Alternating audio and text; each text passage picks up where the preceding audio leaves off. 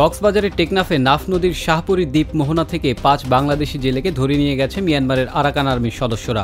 সোমবার তাদের ধরে নিয়ে গেছে বলে পরিবারের সদস্য এবং স্থানীয়রা জানিয়েছেন। সংশ্লিষ্টদের সাথে কথা বলে বিজিবিও ঘটনা সত্য বলে জানিয়েছে। ধরে নিয়ে যাওয়া জেলেরা হলেন শাহপুরী দ্বীপ জালিয়াপাড়ার আব্দুর রহিমের ছেলে মোহাম্মদ আলম, আব্দুল মজিদের ছেলে মোহাম্মদ রাসেল মিয়া, মোহাম্মদ সাইফুল মিয়া, রফিকুল ইসলামের ছেলে বোরহান উদ্দিন ও চকরিয়ার খোরশেদ আলমের ছেলে মোহাম্মদ রাশেদ। সেন্ট মার্টিন দ্বীপে একবার ব্যবহারযোগ্য প্লাস্টিক নিষিদ্ধ করা, দ্বীপে রাত্রিযাপন এবং পর্যটকের সংখ্যা নির্ধারণ সহ বিভিন্ন বিষয় নিয়ে একটি কর্মপরিকল্পনা আগামী ২০ অক্টোবরের মধ্যে চূড়ান্ত করা হবে বলে জানিয়েছেন পরিবেশ, বন ও জলবায়ু পরিবর্তন উপদেষ্টা সৈয়দা রিজওয়ানা হাসান।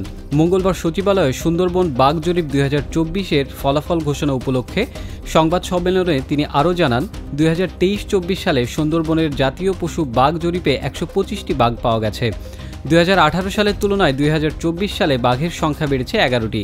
পরিবেশ উপদেষ্টা বলেন, জরিপের ছবি ও তথ্য বিশ্লেষণ করে বাঘের সংখ্যা নির্ধারণ করা হয়।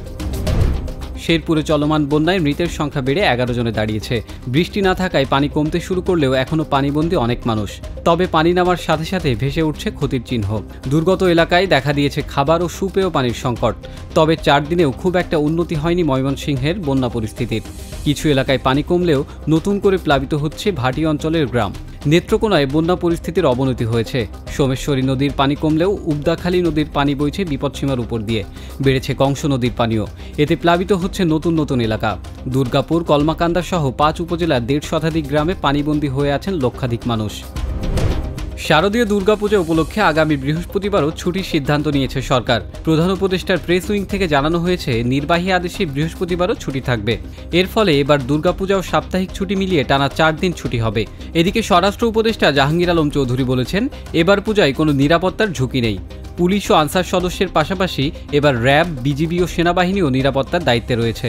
মঙ্গলবার সকালে গাজীপুরের কৃষি গবেষণা ইনস্টিটিউট পরিদর্শন ও মতবিনিময়ের আগে সাংবাদিকদের প্রশ্নের জবাবে একথা বলেন স্বরাষ্ট্র উপদেষ্টা। আন্তর্জাতিক টি-20 থেকে অবসর নিলেন মাহমুদুল্লাহ রিয়াদ।